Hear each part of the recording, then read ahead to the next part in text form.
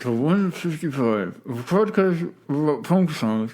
I'm not doing any vowels in the intro because I thought it was like you'd been kidnapped. I thought you were talking like you had a gag in your mouth because we're 3 weeks into test month. That's what it feels like, honestly. Yeah. But that's not it. I That's am not gagging the joke. from how nasty all of this is and how much it stinks like PBR and how gross everyone is. And my name is Josiah Hughes, and I'm here on the old podcast. I'm Sam Sutherland, and this week we are talking about Wrong Way / One Way by the band RVIVR. I'm not going to do the kidnapped gag because I feel like you've already done it. But. Well, I do want to know though, like, because you are someone who does not partake in the vowels.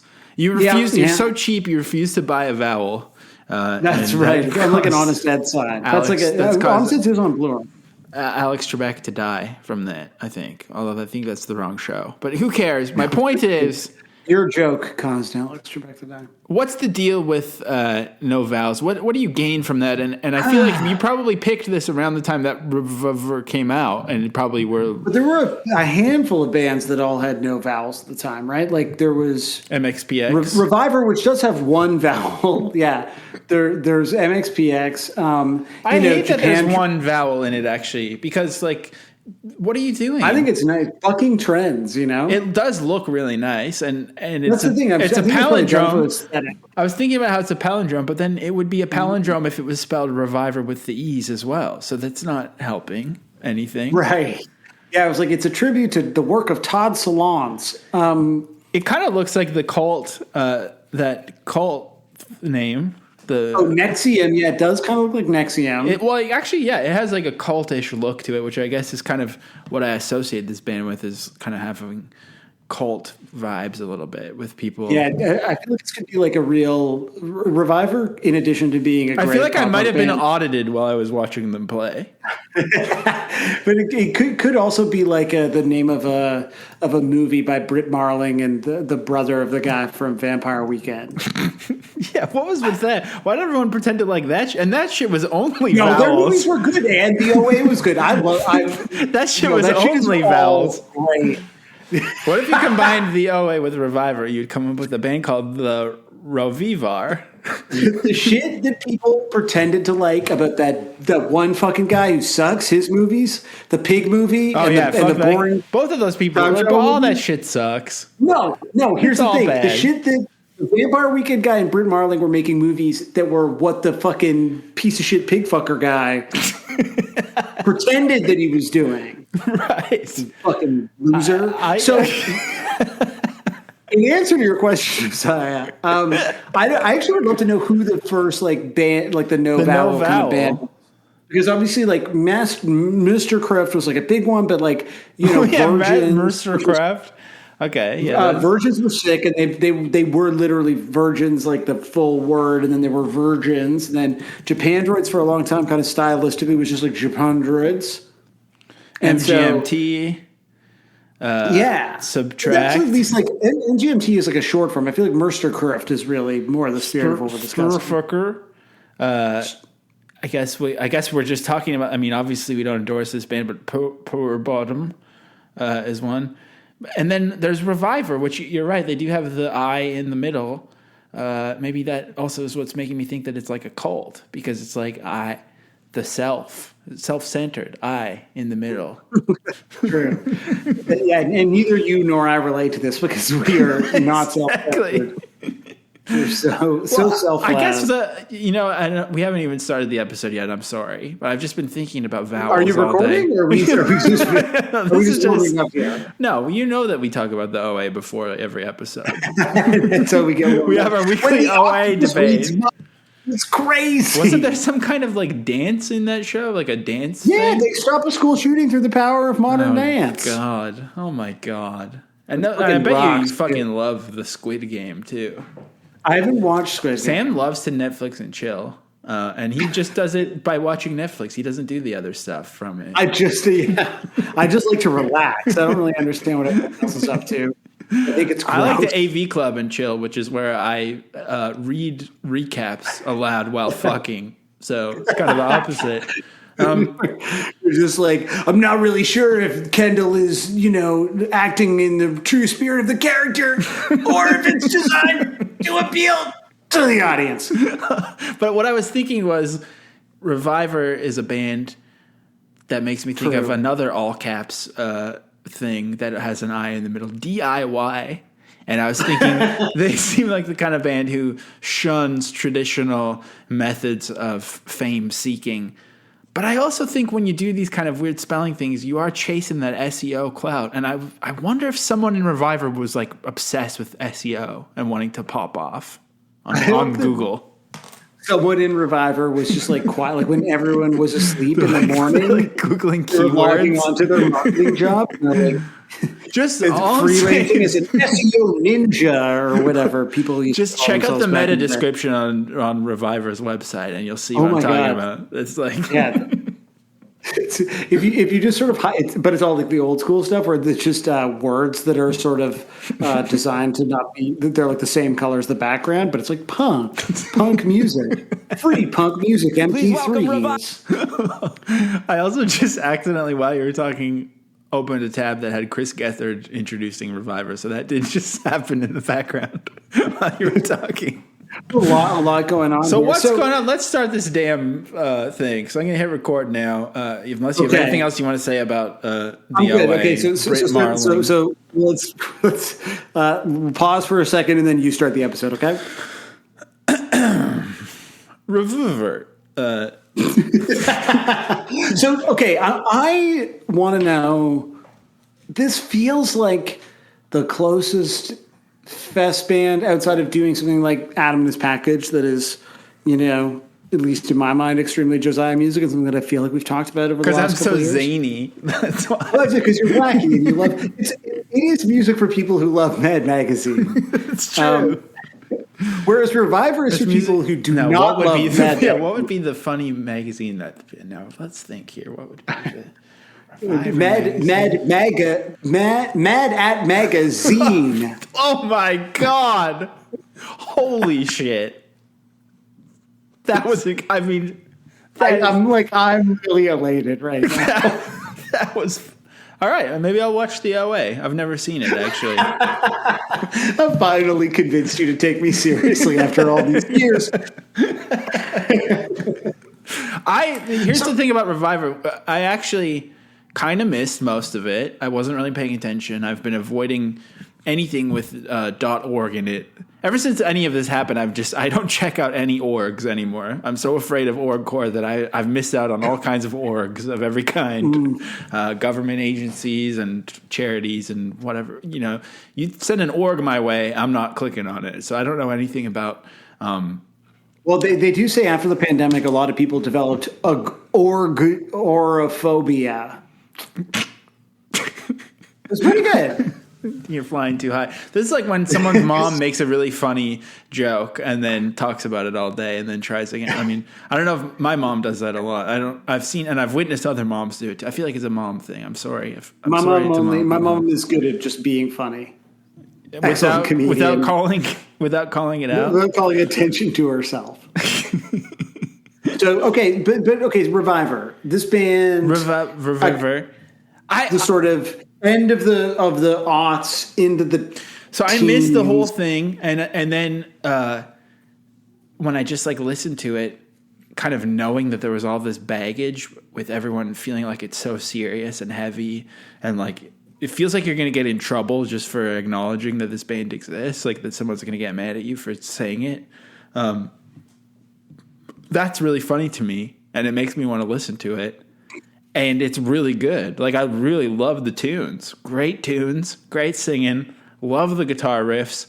Don't have the slightest clue what they're talking about, but I love it. Great rock tunes. That's what I have to say about this band.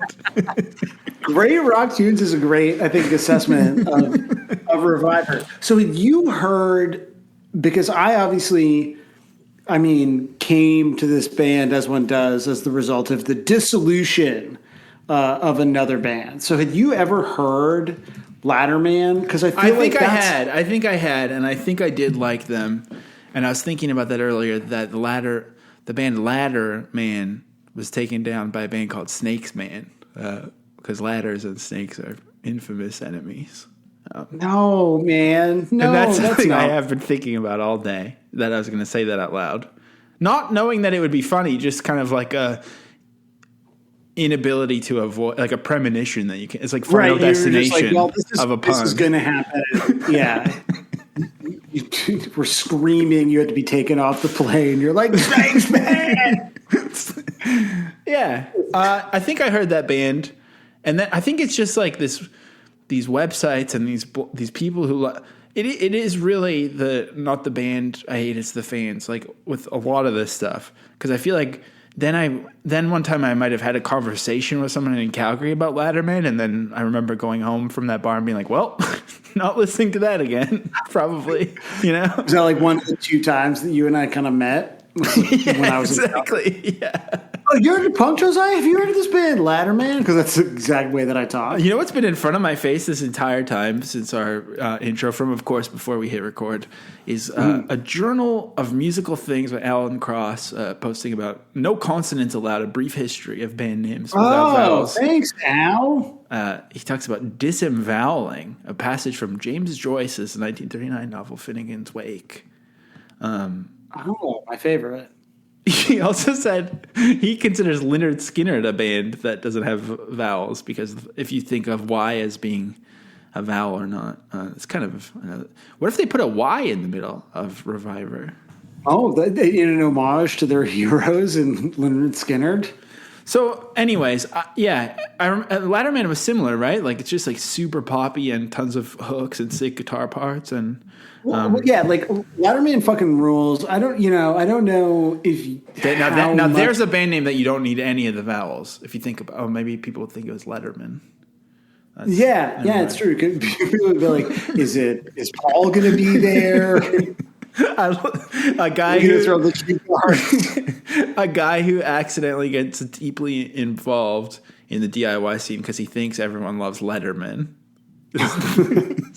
Great premise. That's a great premise. And so I mean, I kind of love this because it's like Ladderman, a band that I fucking love, who inexplicably, it sort of feels like when we talk a little bit about Fucked Up having their albums be on Jade Tree, and you're like, what?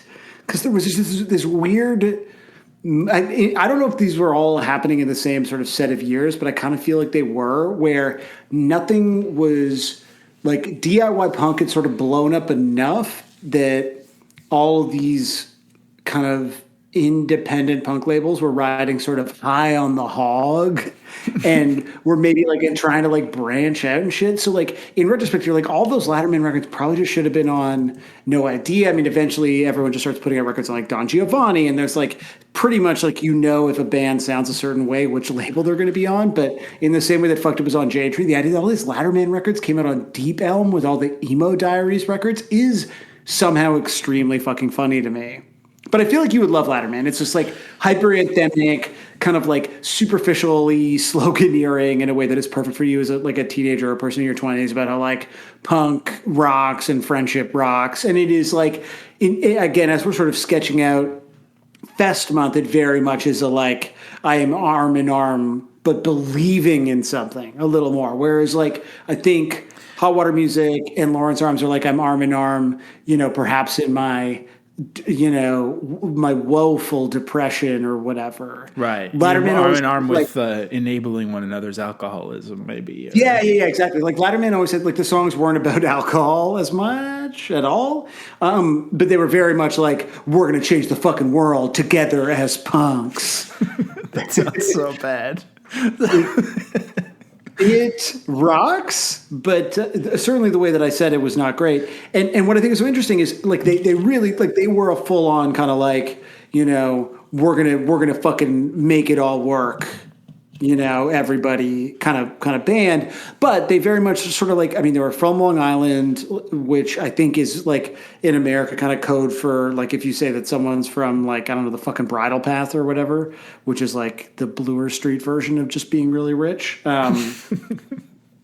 they were speaking to a the kind of like general fest audience that we've kind of identified over the last couple of weeks talking about the scene. And like literally the kind of story is that Matty Jo Canino, who's one of the singers in the band, is just so disillusioned with singing these songs that are sort of about the sort of like revolutionary heart of pop punk, but that like all of the show, I mean, I'm saying it in a way to make it sound fucking stupid. But that every show that they play, their entire experience as a band is just like bros coming up and being like, I fucking love your band, bro. And so she gets sick of like this like the kind of like emptiness, the sloganeering, the band ends up bringing up. You kind of get these like two pieces. You get like Iron Chic, which I think really ends up pursuing the kind of specifically kind of dark emotional heart of that band. And you get Reviver, which is like more specifically kind of plumbing and trying to dig at the kind of political. So it kind of split. To me, also, the problem with Iron Chic is that I look at that band name and I can't not think of like a Scion car bacon metal type of band. Like it seems like it would be like a Scion sponsored metal band for people who read metal. So like for just like terrible blog metal people who, you know what I'm talking about? Like it kind of seems like. I mean, I love all the Scion metal bands are fucking great. It makes me think of like when someone that we know couldn't get an apartment because they liked metal, and then that became like a trending topic, and then everyone was like, metalheads have rights too, and all that. Like, so is Iron Chic that kind of band? Like for people who read metal sucks, or is it still pop punk? It's still definitely pop punk. Because the name is so. Do you know what I'm saying? It's so like I get what you're saying. No, Iron Chic to me is like the quintessential like people 100% like me, like who are into fest stuff, where you're like, I'm just like generically frustrated and sad, but like in no particular way and not for any particularly good reason. That's what Iron Chic is for. I don't think of it as being like metal sucks Scion readership music. It's more like, I'm just talking specifically by the name. I've never heard them. I'm just saying the name itself looks like that to me, so that's why I've never listened. That's fair. I mean, maybe later we'll listen to Iron Chic, the Iron Maiden Chic mashup band. I believe I have Good Time and Rhyme of the Ancient Mariner ready to go at any time. But that's sort of the schism that kind of happens, right? They play shows together, and there's been Ladderman reunions. It's not like there's like really any bad blood, but on some level, Iron Chic ends up, I think, speaking very specifically to the concerns of, on some level, like the bro-ier side of the band. Like, it's all in the name. Yeah, it is there, right? And Reviver, I think, like really takes what Matty Jo was trying to do, and this sort of like ideology that was at the heart of Ladderman that maybe wasn't being sort of received by the fans and people who were listening to it, and makes it like in a phrase that I think you invented earlier when you and I were chatting, makes the subtext the text. Right. Yeah. Credit where credit's due. I don't know what it means, but I did come up with that. I was like, I might be able to use that later. I feel like I can flip it.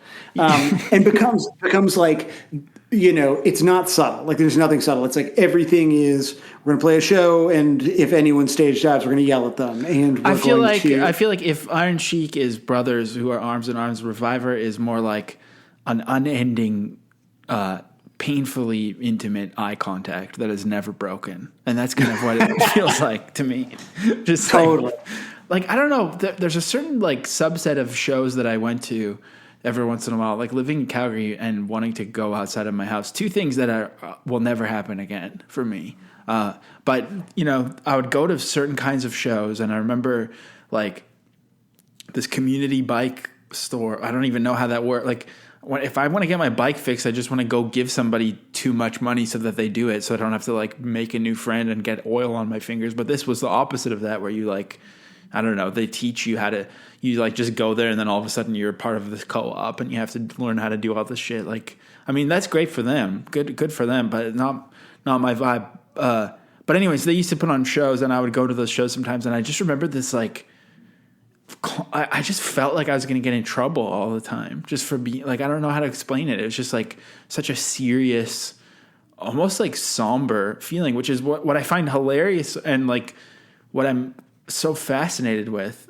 hearing Reviver is that the music itself is so joyful and fun. But then like you just hear these stories or you feel this vibe of like, I don't know, like, do I need to sign in somewhere or something? Did I forget to sign a form or do something when coming? Like, there's just, it feels so like, I don't know, serious, but the music's so fun.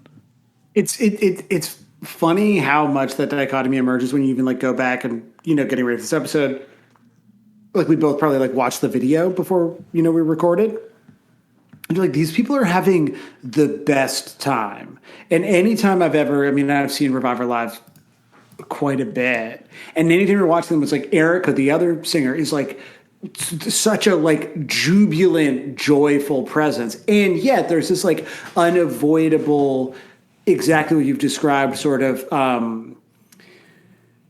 part of it is a reputation that kind of like precedes the band of like, you're going to go and you're not like supposed to have fun. In prepping for this episode, I was like looking on Twitter to see stuff that I could grab. And I found an old Junior Battles tweet from when we had played with them years and years ago. And like normally, because, one of the things that you would probably make fun of me for on Twitter when I'm like posting about shows, I'm always like, we're playing on Friday at the rock show. Kamash. Like that's always how I come, headbang, bruh. That's like literally how I post with every show. And so like literally the Reviver show, I was like, we're playing with Reviver and the Decay and Beat Noir at the show.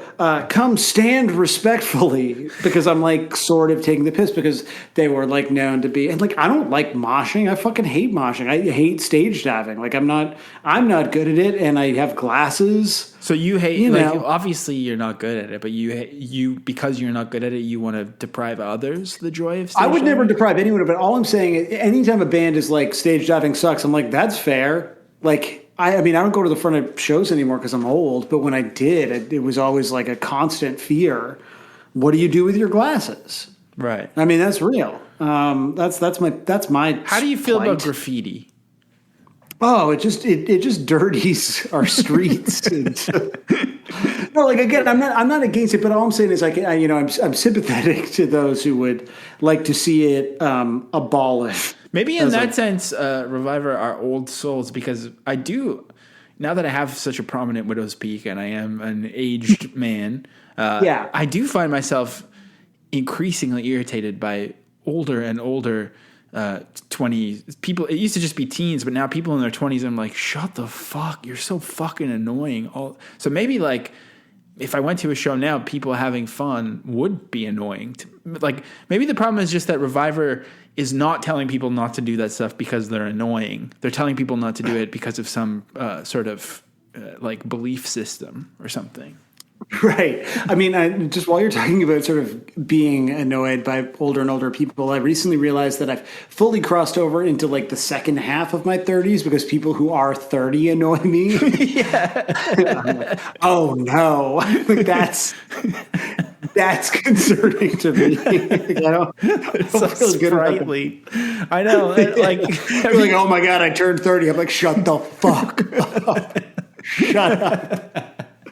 Oh God, we're just gonna be two fucking old losers talking about punk bands that every time we pick one, we're gonna be like, this is gonna be the one that blows up, and no one's even heard of it. Also, it's the best thing. Like, who is this? This is old music. This is like 1050 Chum shit.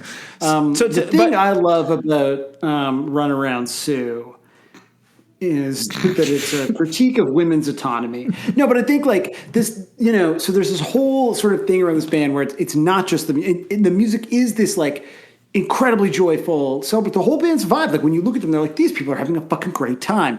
And yet there's this like almost too much in the video. There's a part where they all do gang vocals and they're all sitting on their stoop and like looking directly into the camera. I'm like, that's too much. I don't want to be like, that's more, sometimes you're intimidated by people, especially in Montreal. I'll walk by a stoop and it's like 10, like just absolutely insanely pristine models wearing like the fashion of 2035, and you're like, oh my god, I have to cross the street. These people you are moved to Montreal, these man. people are too intimidating. You put yourself into that. Well, yeah, I know, but there's also like half the people here are also just you also, so there's both. But hold on, okay, I misunderstood that, but that's fine. I'm just saying, there's like a bunch of like, you know, Pooza type of people, and then there's people who are like, you think that they might be able to hover just based on how hip they are, and you're like, that stoop is fucking intimidating. Whereas this stoop in the RVIVR video is like almost too welcoming, where I feel like I'm going to get absorbed into the stoop and then end up going on tour with RVIVR if I don't break they're like the sirens from Oh Brother Where Art Thou, but with DIY punkness, and I'm just getting sucked into their gaze. I mean, it sounds great, doesn't it? But so our little lazy method, which we never should have mentioned out loud, because we now should pretend that this is like always our great original thought. It really also just reveals how few people we follow back, how overwhelmingly white most of them are, etc. I mean, there's all kinds of things that are just terrible about this, but I don't think I'm going to follow anyone back for a long time, because I usually regret it with most people. Nate Roos, big mistake. But yeah, that's gone quite badly for you. I think this really does sum it up. Our good friend of the show, Pre Miles. Everyone check out Gulch Pod if you can. I think this really sums it up. This was tweeted this year. Getting yelled at by RVIVR was my generation storming the Normandy. This is what Miles tweeted. It's pretty good.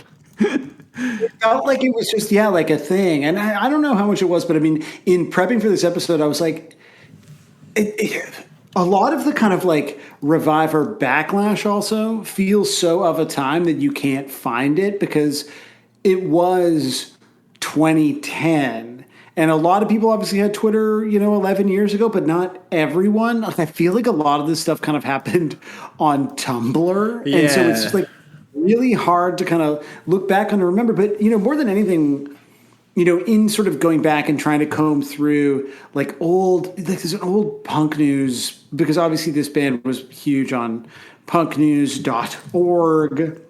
Never seen and it.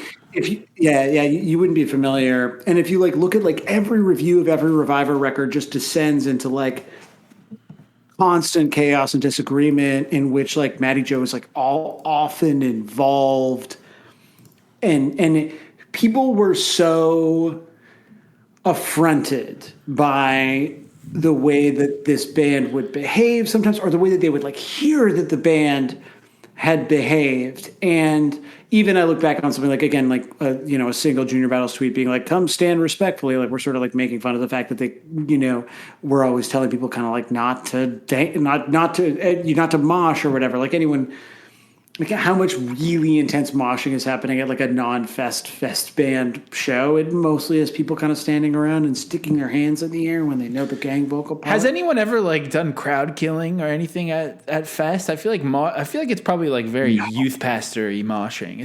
It's just like the jamming in close together. Yeah, and like, it's like MXPX moshing. Really, I mean, the fest is so crazy. I mean, if you guys found the Lord, I think it would really all make sense and work out. I think that's got to be my mission, maybe, for the next fest, is to really bring the Lord into it. I think that would fix all the problems. I think that's a good idea. I mean, one night's worth a shot. Maybe this, even this. So you sent me an interview with punknews.org. Richard Verducci is the author here. This does, even just at a glance, it seems a little bit, there's some animus in this conversation back and forth, or at least just the questions are kind of striking a chord, so to speak, with Matty Canino. But it makes me think of like, maybe being like wet blankets who are mad about everything was like RVIVR's biting the head off of a dove, where like it just got so blown out of proportion that people thought it was happening all the time, and then they have to just constantly be like, no, like that was just one thing that happened. Because even in this, Maddie is saying something like, I don't even know who that stage diver was or whatever. Well, like again, there was, when you look at sort of what people perceive like the core tenets of RVIVR's existence, and I think in that way they're kind of obviously of a very different I'm not trying to literally compare them, but in the sense that people are like, oh, Fugazi, that's the band that it would only play all ages shows were only $5. And the same thing happened with Bomb the Music Industry. Now, again, I'm not trying to sort of super equate all these bands, but this idea that like only all ages shows, $10 or less. And then with Reviver, there's this other sort of set of like, oh, Reviver, that's the band where like you can't mosh and they won't let any bands with guys open up for them and stuff. Like on some level with Reviver, it got even more like broken telephone. So like one of the sort of famous things about Reviver was literally like they would insist that promoters only book opening bands that had like women or LGBTQ2 plus members. And it was like that wasn't, and even in this interview, like manager was like, that's not true. And like I look at the show that we played with them, and I'm like, yeah, that's definitely not true. You know, especially given the makeup of punk, you know, 10 years ago, I think probably in some scenes that was like going to be difficult for promoters to pull off, which is in and of itself this dispiriting fucking proposition that this band kind of expressly existed to sort of push at and point out. And I feel like in retrospect, like it's really hard to look at a lot of that intensely negative reaction, which unfolds in the comments of this interview. And you look at like ultimately how kind of fucking reasonable Matty Joe's like being in this interview, where you're like, I can't help but feel like if this band really existed to sort of challenge the like, okay, you loved Ladderman and Ladderman had all these songs about like how homophobia was bad and misogyny is bad and shit. So this is a band that's going to make that like very much like at the forefront of what we do. And is everyone going to be cool about it? And like no one was cool about it. And that is really fucking depressing. And you can look back and be like, well, were they dicks? Like, I don't fucking know. Were they right? Yes. So it's kind of hard to like kind of separate like all of those factors. But it's really interesting to see kind of how they, I think, were kind of judged for making the subtext the text as a band and like in the way that they sort of conducted themselves. Yeah, I know. But again, all of this baggage, and then you put on the song and it's just like a great toe tapper, really. Oh my God, a great toe tapper with a great guitar solo. The guitars in this song are just fantastic. Oh my God.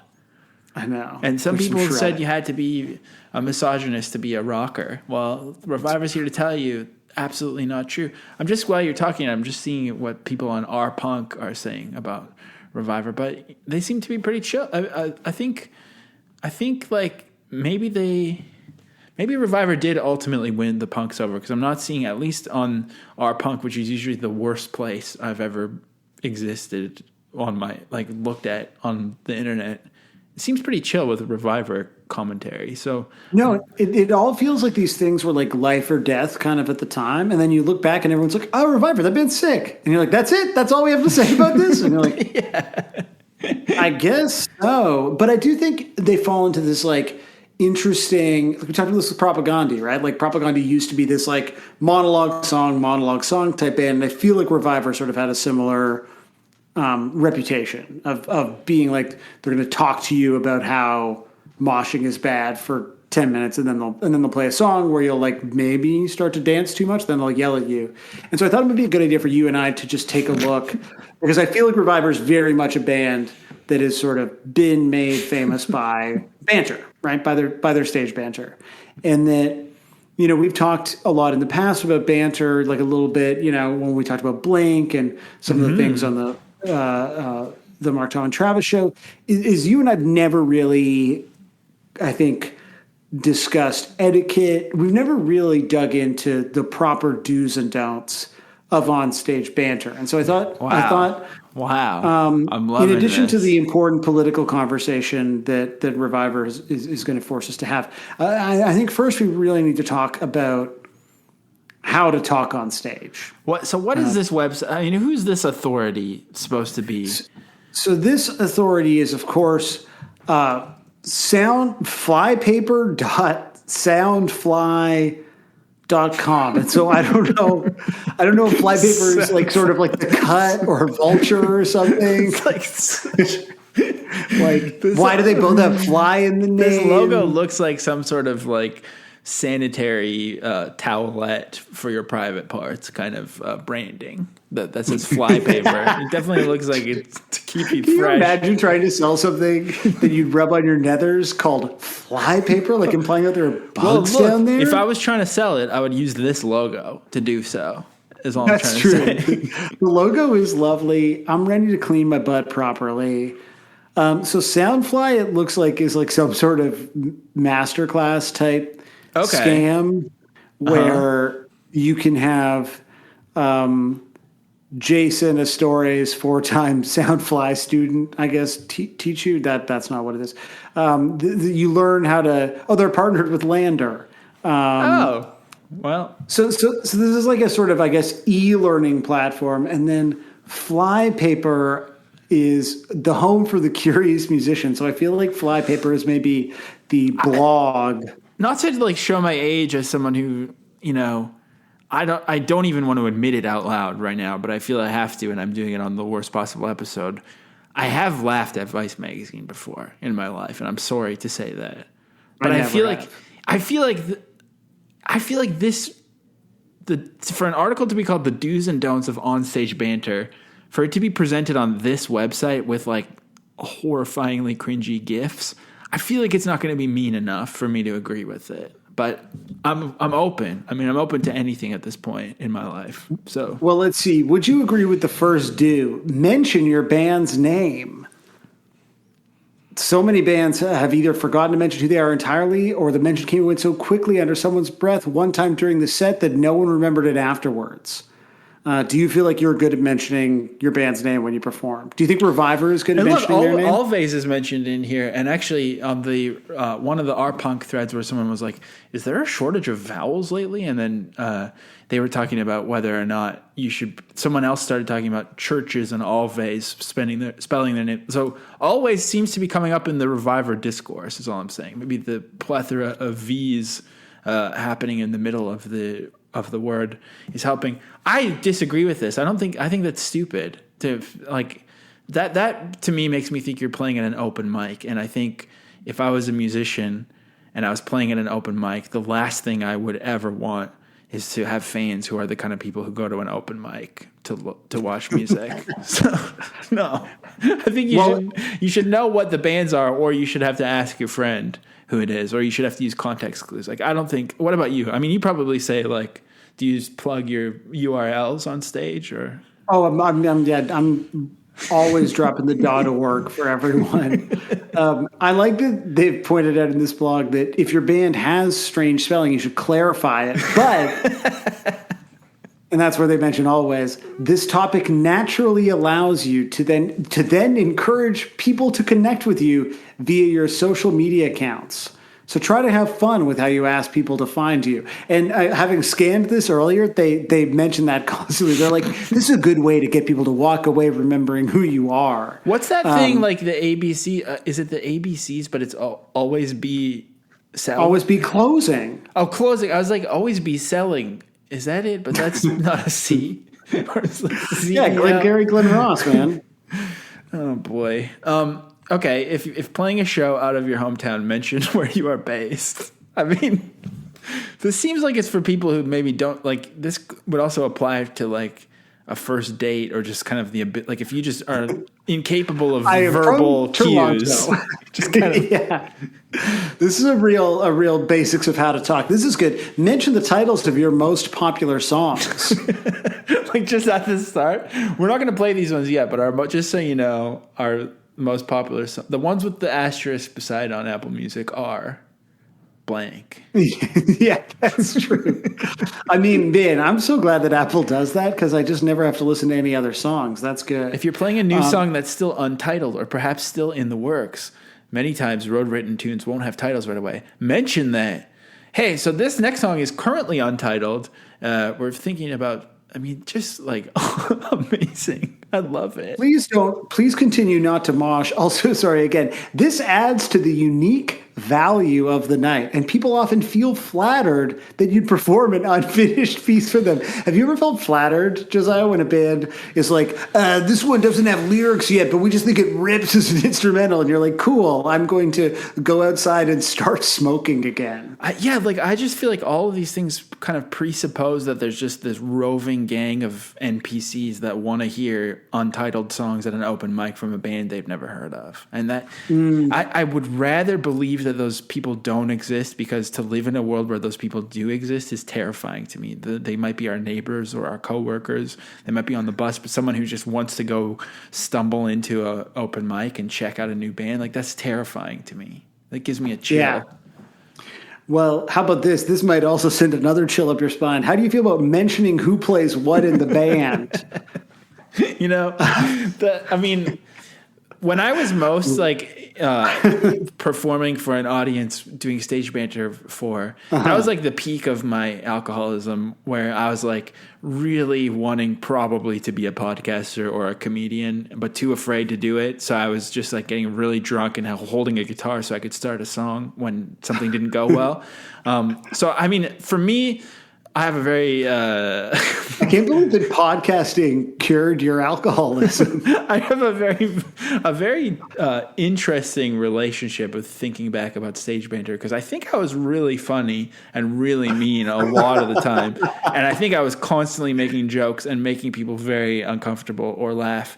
But I also remember like being in a band in Alberta, especially, the fact that Sarah was the drummer was like too much for these tiny brain men to handle. So like, mention who plays what in the band. I mean, we didn't really have to mention it, but afterwards, like, people would come up to her and be like, you know, I've seen a lot of fucked up shit in my life, but a chick drummer? It's just like the most like horrifying FUBAR deleted scene IRL at all times. Like it happened constantly.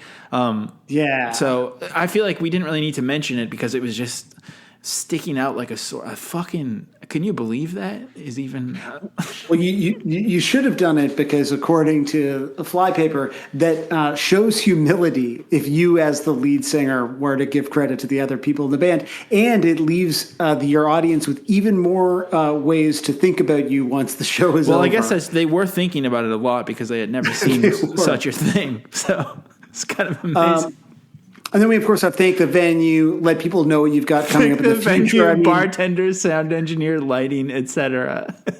Yeah, I mean, this is basically like how to end a podcast interview, right? There was this huge... thanks for having me, and I've got like a new, album coming out. This is actually helpful advice for a variety of I'm not going to name the venue, but there's this new venue opened in Calgary when we lived there, and some friends' bands were coming from out of town, and I didn't really realize that it was like more of a nightclub than a venue, but I was like, oh, there's this new place. Why don't I put on the show there? So it was like Love Cuts, who were like this really scrappy, sick twee band from Vancouver, and then Forced Laugh were on tour with them, and they're kind of more like kind of the fall, I guess, like super also scrappy, like just like very like scrappy, not high end kind of bands. But I was like, oh, I'll put it on at this venue because it's a new place and I'm curious what it'll be like. It'll be kind of a fun way to have people come out to the show.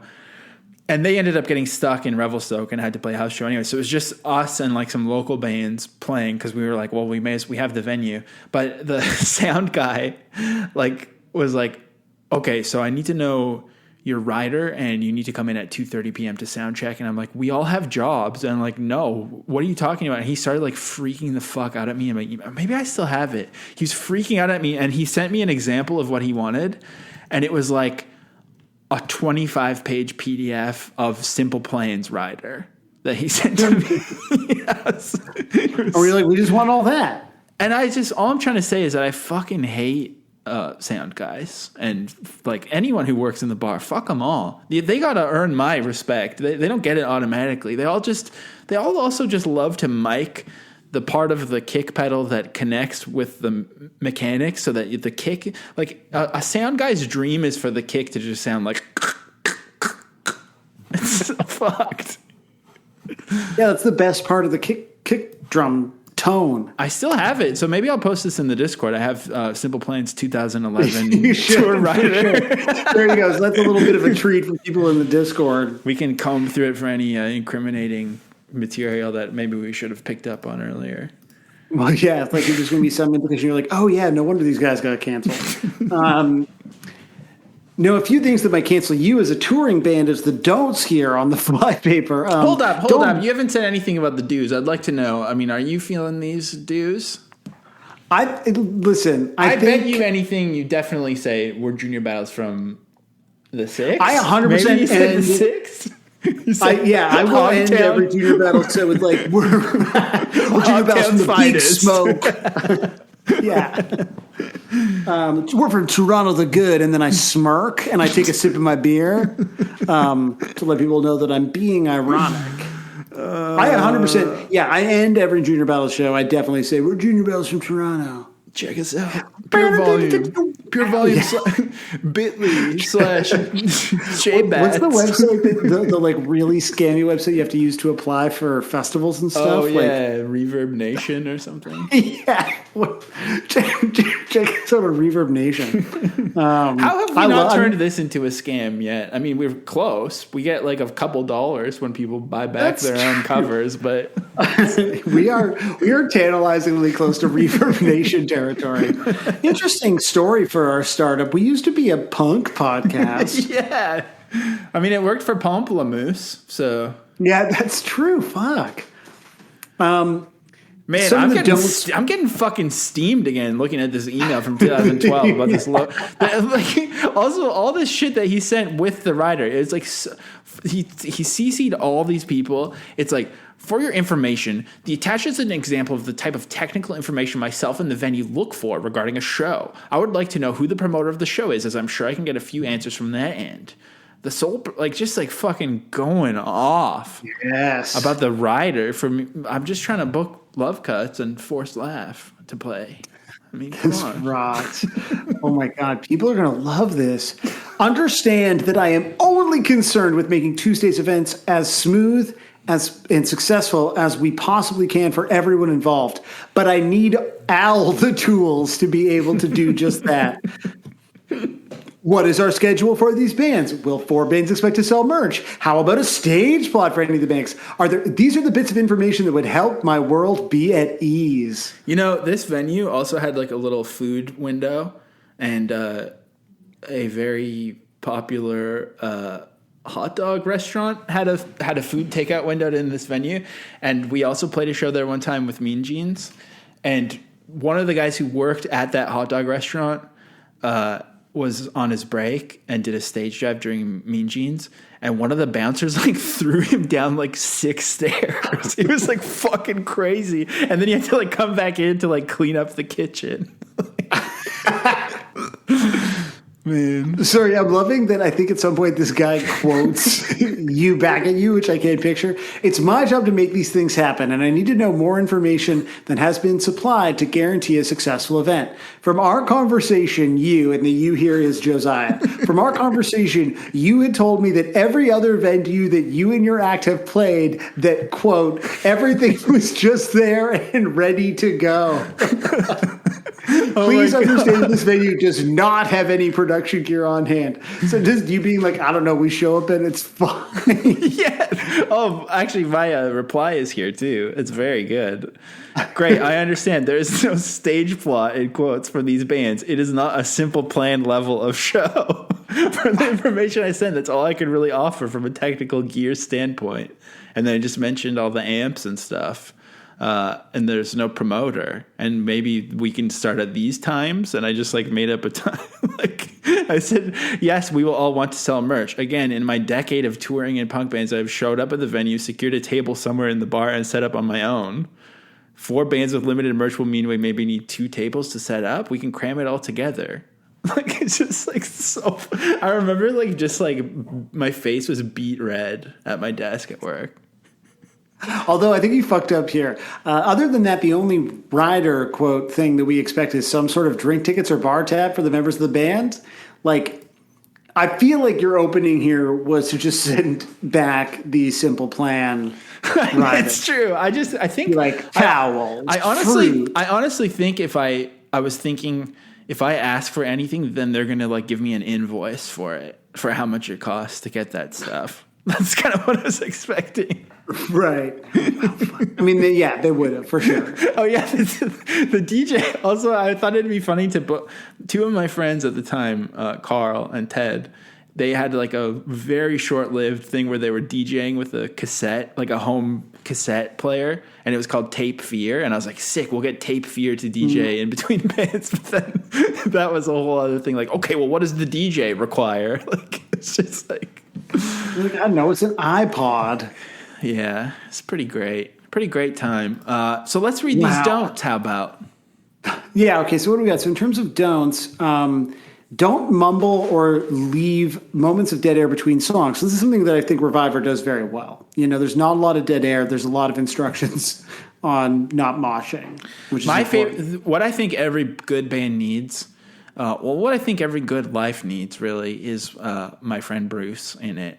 And I'm going to mention my friend Bruce, and I'm also going to let you know that one of the tall people I'm talking about later in this episode is Bruce and his brother. Oh, wow. Well, Okay, it's mostly his brother. But anyways, what I loved about Bruce was that in every band, he was the drummer, and he had such urgency that even if Ryan would try to, like, say anything, he would just start the next song immediately. Like, just like you get like maybe 15 seconds and then he'll start the next song. And that's what I really like. I feel like if there's one person in the band who's just always going to start the next song because they're annoyed at having to wait for you to say all this bullshit, that's what I think everyone needs.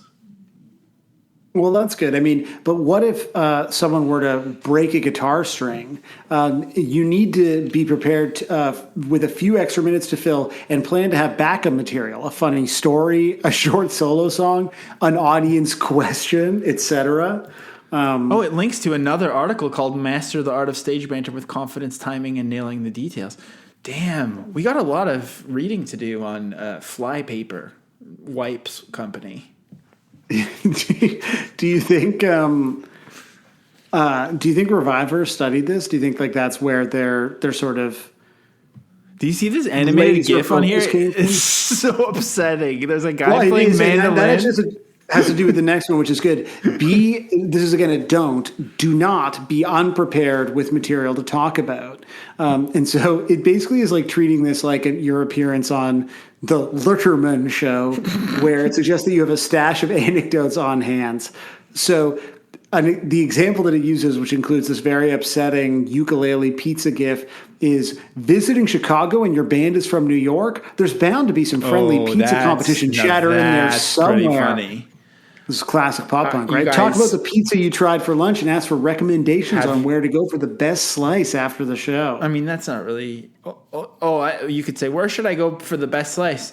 How about maybe I'll go back to New York City for one of the one of the slices that Louis C.K. eats, because this is before what my scenario. Right? Yeah. So you don't know. So you don't know. Like, I've seen Louis, and the way he eats that slice. It looks very foldable, unlike the deep dish here in Chicago. It sucks. Look, I think the real victim of all the Louis stuff is just like how satisfying it is to look at him eating that slice of pizza. It's true. A good fold in that slice. That show was definitely fucking terrible. Which brings us to the next point. It's saying don't cross the line with anecdotes or jokes. I mean, I think that's something that I've really had to learn the hard way. Right. I definitely would always trash talk another group or the venue or everyone involved the whole time. And it was really fun for me. But people would come up to me. Have you ever actually gotten in trouble? Like truly, I just remember people coming up to me and being like, "Oh, you're Josiah Hughes. I heard you're a huge fucking asshole." I'd be like, That's awesome. I mean, there's more to explain than that, I guess. But I also think it's funny to be like when you're on stage. That was another thing I stole from Ryan from Beelines and Phone 100 is like when you're on stage, just like be this larger than life presence that is just like unhinged and terrifying. And then afterwards, just kind of be like a nice kind of like, "Hey, what's up?" Kind of like a shrug of a guy. It's like so sick. I mean, it's definitely a good vibe, but it means that you weren't following their, again, hyperlinked edict. So maybe this is what does this say? How to be the band nobody wants to play with ever again in 10 easy steps. So kind of a Probably a sarcastic title there. Well, yeah, because that was hyperlinked from this which is don't trash talk another group for any reason ever. And then in brackets, and yes, this is another mistake I've actually seen happen among new bands. So maybe this person saw you play. It's possible. Yeah, it's true. Yeah, I don't know. If you're listening to this and I hurt your feelings, I'm sorry. I was just joking. Wow, you used to be cool, man. It's kind of a general broad apology in case anyone's listening to this. Well, I think we've kind of covered the basics, but maybe we do have an opportunity to talk a little bit more about RVIVR with this week's guest. Sure. Yeah. I mean, honestly, this is a great tune in my opinion. So, like, that's all I have to say about that. I was like, should we talk about the song more? But I have almost nothing to add about it because it's like it just rips. Like it's just good. It's really cool. I love the balance of the two vocalists. Kind of fest band. Yeah, they both sound so sick. Yeah, it's just a great song. So respect. I'm really excited. I'm actually kind of nervous for who we have here because it's kind of like the name in this very specific category of posting. There's no bigger name in this category. This is they dominate this category. The Venn diagram. I mean, if you want to talk about punk affirmations, you don't go any further than fucking punk affirmations. Welcome to 155 Punk Affirmations. Hey guys, how's it going? Great. Affirmedly, I feel affirmed by your presence. Happy to help. So for the people who maybe are this deep into a niche podcast episode about the band RVIVR, but yet somehow aren't aware of, say, what punk affirmations are, do you want to just explain what the account is and where the idea came from? Yeah, sure. So about 3 months ago, I was noticing that there were all these other like niche affirmation accounts on Instagram, DJ affirmations and things like that all kind of play off of the like one big name like affirmations account. I feel like you guys probably know the one. I think it has like 1 million followers. And I'm not gonna lie, I thought you invented the affirmations thing. I was like, it's like a whole new posting world. No, there's one. I feel like it does. Is the main one have like 3 Fs or something? Or yeah. Okay. Wow, that's actually scary. That I've never even clicked through the page and I know that. Like that, I have the opposite kind of. I have the opposite problem of Sam, where I'm just too aware of what's going on. But okay, so those ones are kind of like. They're almost like something you would read to yourself in the mirror in the morning to get hyped up for the day, I guess, like classic affirmations. Now, is the big account that you're kind of riffing on, is that one also a joke or no? I mean, what is a joke, you know? Oh my God. I mean, fuck. That's a good question for us. I'm really having to rethink my life. For 2 minutes into this conversation, it's all falling apart in front of me. I mean, I feel like a lot of the things that he posts are like, I don't know, like having to have an affirmation like implies the opposite of the affirmation, which is to me inherently funny. Does that make sense? Right. Yeah. You are like, first thing in the morning, I'm going to look at the mirror and think about my greatest flaws. Right. Exactly. Yeah. Okay. So you kind of saw that this was like a growing thing, and then you're like, a gap in the market, if you will. Exactly. You know? Right. There were all these kind of different subcultural affirmations pages. I'd particularly noticed the like DJ one. And I was like, I don't get any of these jokes. And at some point, I was like, you know, if I don't do this, someone else is going to. And I think I had that kind of idea kicking around like late July, when a lot of my friends in like hardcore punk circles were freaking out about the new Gauze album. And one day I just like had the thought, my happiness doesn't depend on the new Gauze album.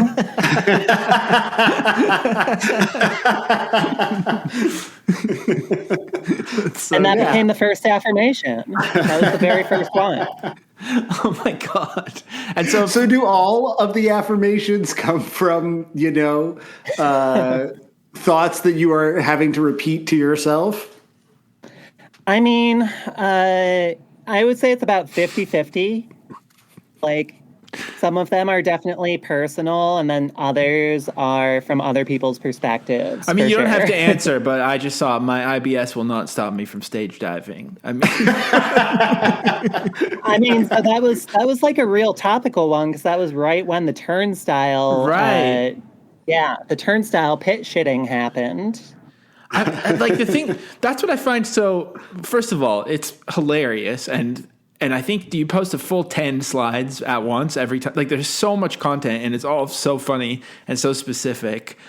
So, I mean, amazing job in general, but also, like, what do you think is happening I mean, obviously, we've kind of been involved in this in some way, but it seems like even more now it's ramping up that, like, punk is just funnier than ever, and everything is so funny every day to do with punk. Yeah, for sure. I mean, I think that the Instagram age, and also like the COVID age of, like, for a time there, just killing live in person kind of punk events, punk gatherings or whatever, really like definitely made me realize this like devotion to kind of an aesthetic ideal as opposed to necessarily the actual like day-to-day reality of it. It's like, I'm sitting in my house, like, mainlining Netflix and freaking out about the end of the world, and also like having to perform this like hyper punk self for the gram. Right. Yeah. Well, that's the other thing that's been, I mean, I can't even remember enough details to properly cite it, but somebody said something about the punk aesthetic being petite bourgeois kind of, and they were getting roasted on Twitter, but it's kind of like, then I saw it like travel from Twitter into the meme world where people were kind of like, yeah, I actually agree with this person. There's this kind of like, all of this, all of the dress up or cosplay of it is getting distorted because everyone's just on the same two social media websites all day. Right. And I think that also I feel like it's an aging subculture, like punks who are entering like their mid-30s, their 40s, whatever. They're not necessarily getting replaced with like punks in their 20s. So that's part of the project, is like highlighting this tension between like the day-to-day reality and the punk ideal. That's where you get like, I am the Dee Dee Ramone of chronic back pain or whatever. I don't know if you have enough like fest specific opinions to weigh in on this, but that's kind of like exactly the conversation I was just having with my wife like earlier this evening before we started recording, about how Fest Month has generally been going, and that like it's kind of been dispiriting because I feel like a lot of this is like music that I love that is aging really badly. And her point was that part of the problem is that the people involved in this scene can't step away from it. Like if you were in a more popular band, you just stop playing. And if you were in a less popular band, you'd also just stop playing. Mm-hmm. And I feel like what you're saying and what you're posting with that account kind of like speaks to that. Do you feel like that's true of like all punk? Like I think of ska kids as being self-replenishing, but like certain facets of punk are just like going to die with us, maybe. Sure. I mean, this is like something that I've been hearing people say since I was like 20, which was like 13 years ago at this point. But just like the idea that, punk kids aren't kind of self-replenishing. And I don't know. I think that with social media, with Instagram and Twitter specifically, like I don't really know about TikTok or Snapchat, but people can find a way to, since the subculture has moved on to social media, that they can stay engaged with it, like, well into middle age and beyond witut like having to grow as people or like right. Or go to a show and hear a new band. Exactly. To me, it's like really interesting. Those people refuse to like change even they haven't like changed the style of pants that they buy for the last 15 years. And then that attitude is what makes it so perfect for someone like MGK to come out. And then just like the rage that creates just creates this kind of snowball effect of MGK is so popular because half of the people are roasting him for being so awful. I mean, I love MGK in a sense. He's playing here in like a couple of weeks and tickets are like $100. And I am so mad that I can't find a hookup. But like he really just adopted all of the signifiers.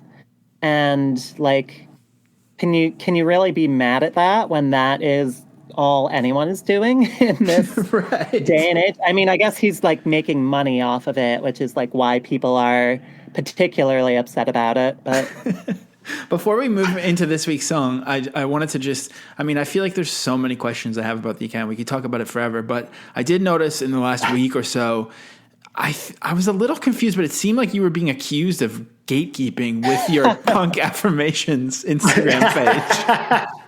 Yeah, I mean, I can talk about the account all night if that's the direction we want to go. We don't even have to touch on RVIVR.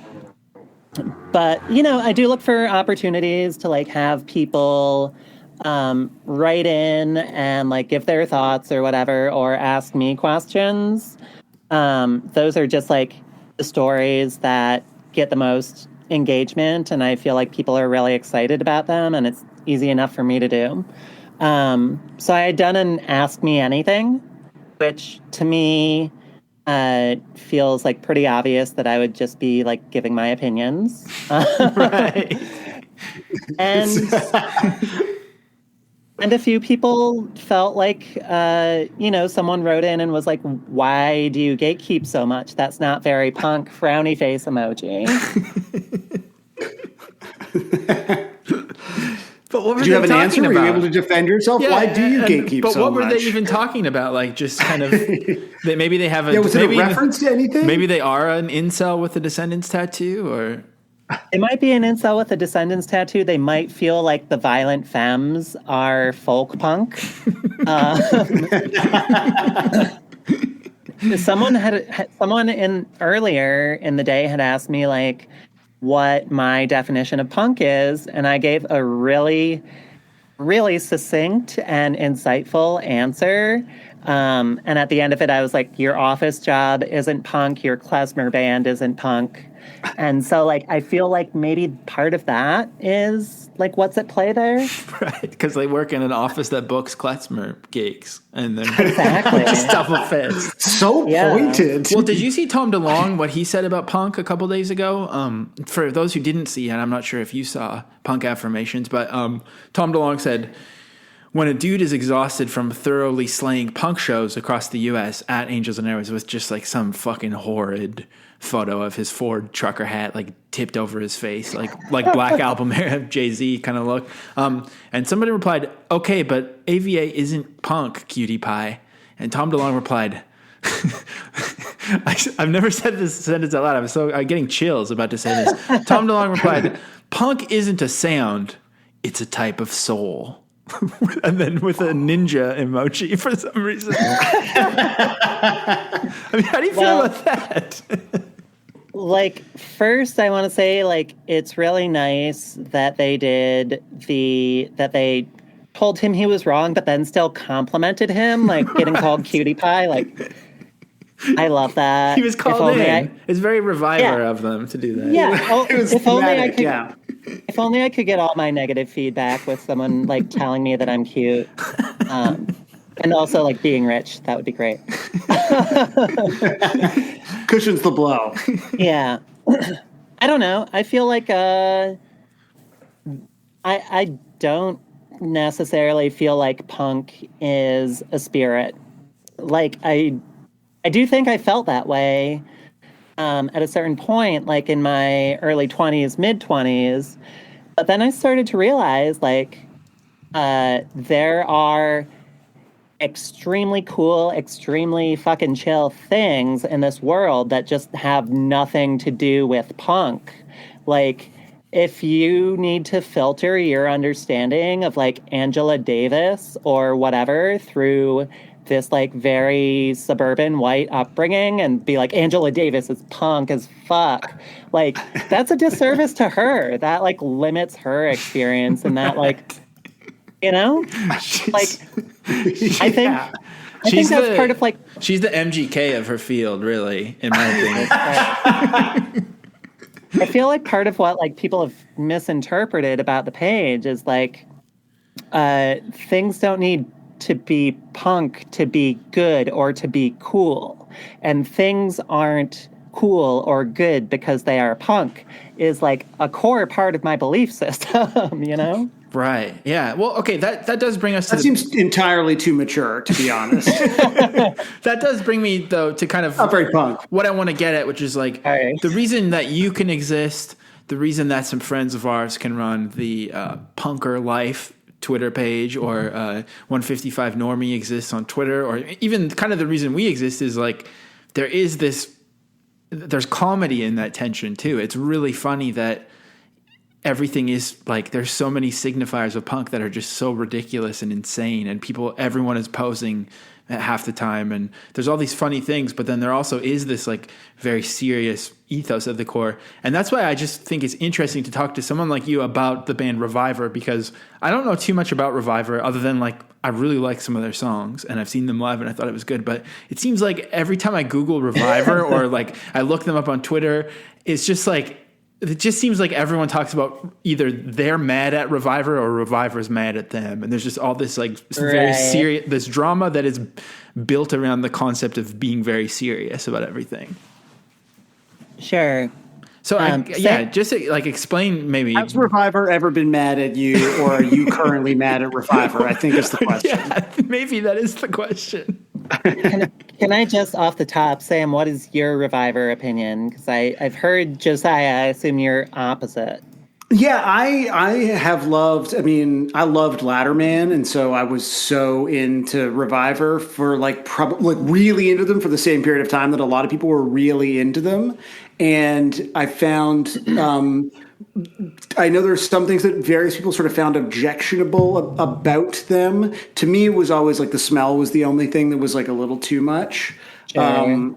But I, you know, it's hard for me to look back and really think about how I felt at the time. I think I found it to be, like, obviously humorless in the extreme, and as a result, like, not a band that I was, like, as excited about as I was excited about Iron Chic, as, like, sort of the dualities. But I kind of, it's aged differently for me in retrospect, and especially even kind of through the month of doing all of these Fest episodes of, like, I think that you almost have no choice but to be that aggressive and sort of in a lot of ways kind of confrontational about your beliefs in a scene that sort of pretends to agree with you but doesn't always in action. And then the tall people stuff I think is silly. That's kind of a summary maybe of my RVIVR opinions. But, like, now for the last week I've just been, like, listening to RVIVR and listening to Ladderman and listening to Iron Chic and having a spectacular time. So that's kind of where it cooks. But I think that's what I'm saying is we need to explain maybe some of the, like, the tall people thing, or, you know, any of it. I mean, just because it just seems like I feel like RVIVR is shorthand for, like, 2000s, 2010s self-serious punk music.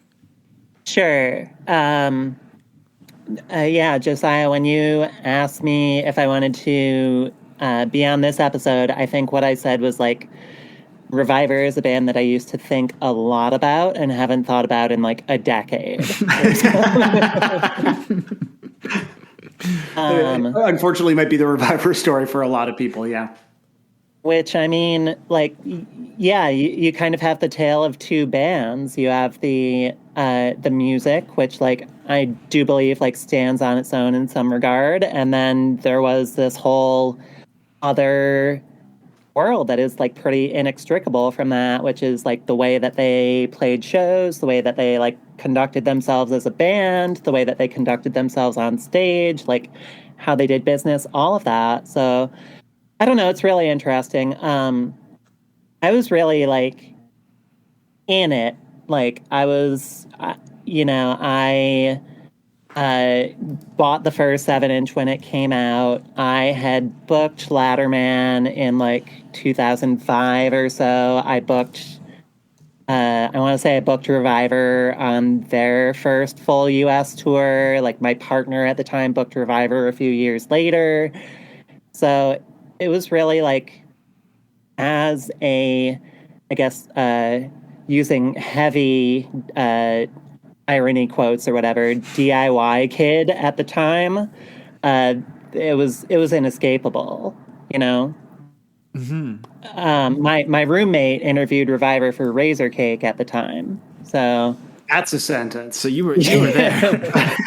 That's it. You were in it. That's for sure it. Nice alliteration, too. My roommate, Reviver, Razor Cake. It's all there. Mm-hmm. It's all right there. So, I mean, I think that they really, like, really kind of were ahead of their time, or maybe, like, kickstarted this thing of trying to make DIY punk shows into safe spaces, or maybe they were just, like, the biggest band who started doing it first. And, like, the things that they brought to the table, you see all the time now, especially with those, with bands kind of on the poppier end of the spectrum, or who are, you know, catering to like queer or like more inclusive audience or whatever. So I think that they like really laid groundwork for a lot of things that came in the decade after.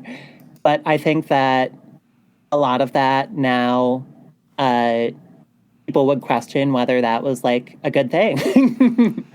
Or like, sorry, go ahead. No, please. I'm more interested in what you have to say. Please don't ever let Sam interrupt you, because I'm curious. What would be the flip side? Because, you know, when I look at the extreme of that, I think of like, now you're interrupting. Well, I'm actually I'm just taking an opening, actually. He's doing exposition. Yeah, okay, you're right. It's helping the narrative better than I was. But when I think of the extreme of that, I think of like living so far away from all of this. I think of huge weeks-long message board fights because somebody at a beatdown show in Edmonton was like swinging a chain around in the pit, and everyone thought it was funny and no one got hurt. But then the idea of that was that it wasn't safe. And then people got so upset and angry. And then it turned, you know, like, is that what you mean when you say some people might think it was not a good idea? Or?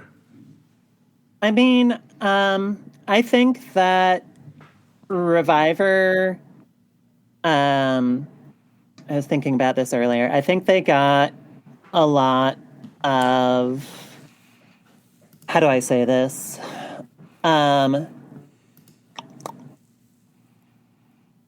You worried it's going to be rude? Because like whatever Josiah and I say is going to be more rude before this, so don't worry about it. Yeah, but Punk Affirmations is on the up. We're easily that's fair. We're on the way. Low. Yeah, you have more of a career to protect right There's now. shooters out for the Punk Affirmations. Yeah, right. How many followers do you have on Instagram? Oh, like we have like 3K or something. We're not touching those. Yeah. We're nowhere near you. I'm doing you guys a favor right now. Yeah, exactly. Yeah. I think we've made it into a couple of affirmations, haven't we? That's pretty cool. I've tagged you here and there. I mean, I see it. I see you. When I'm talking about MGK.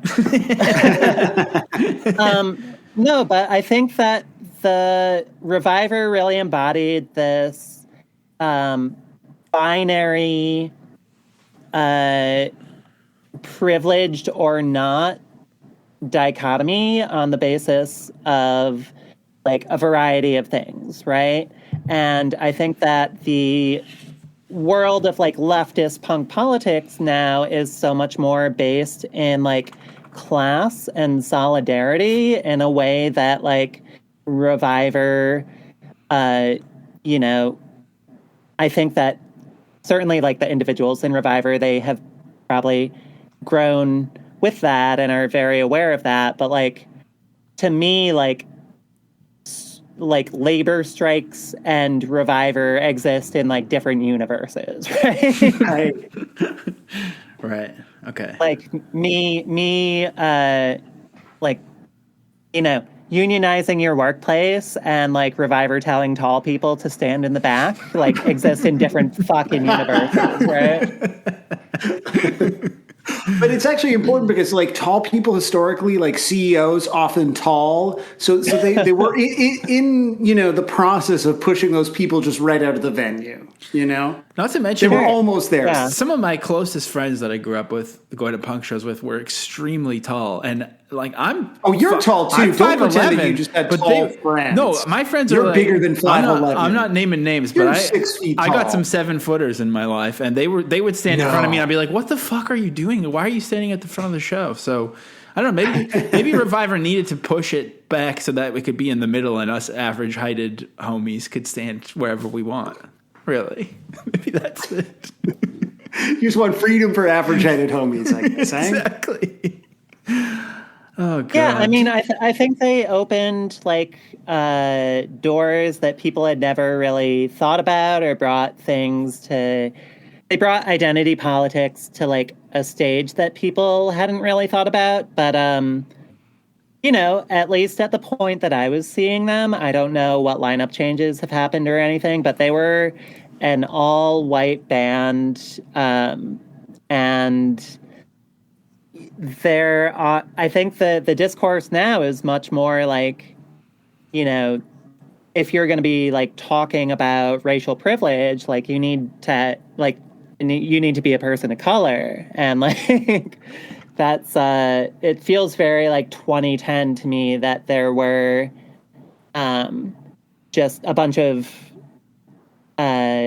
white punks kind of positioning themselves as like, I don't know, arbiters of privilege discourse, if that makes sense. And then like, I feel like there were Tumblr call-outs like every fucking day about this shit when they were on tour. Well, like when I saw Reviver play in Calgary, it must have been like pretty recently, like 2017 or something, in a community bike shop, and they were in between songs. They were talking about the need to call in instead of call out, and trying to talk about, like, I think they became so call out culture that they became obsessed with calling in culture, which, you know, obviously these are important conversations to have and they're valuable, but like, how do you get that nuance across in between songs when there's like feedback blaring, and everyone who like 75% of the people who go to punk shows are just like the stupidest people on earth, I think, in my opinion. That's my opinion. I mean, no, that's a really good point. I was thinking earlier of all of my experiences of seeing Reviver, and I saw them at ABC No Rio in New York. I guess this would have been like 2011 or 12. And I had traveled with my friends who are like this like feminist, vegan, like hardcore band. And I feel like those were like the kind of bands that Reviver was like really excited to align themselves with, as opposed to like the other fastcore bands. Like, I feel like Reviver always kind of sought out like playing with hardcore bands of that milieu. Mm-hmm. And I pretty distinctly remember between songs, Matty Jo Canino kind of getting on the mic, and I think Erica said first that like feminism is very cool, and then Matty Jo got on the mic and was like, and I just want to like say to all of the like men in the room that allying yourself to feminist struggles is a really, really good use of your time, and kind of said it with that intonation. And it was like, okay, you're like talking to your audience like they, you know, are children. But also, like, as you kind of put it, Josiah, like, on, a lot of them are. Exactly. Spiritually, if not literally. I mean, we've been watching the Fest documentary, and yeah, those people, I mean, I think you would need to talk to them like that to explain to them like how to use their key card in their hotel room or whatever too. So, there's a lot of trouble at the Holiday Inn with those key cards. It's very difficult for some of those kids. I feel like that's an operator issue. Okay, we've talked about the complexities of kind of their message and this big sort of shadow that they cast. What about I listened to this song right before this call. And it cooks. I mean, it's fucking sick. Yeah. I listened to this song for the first time and probably since it came out,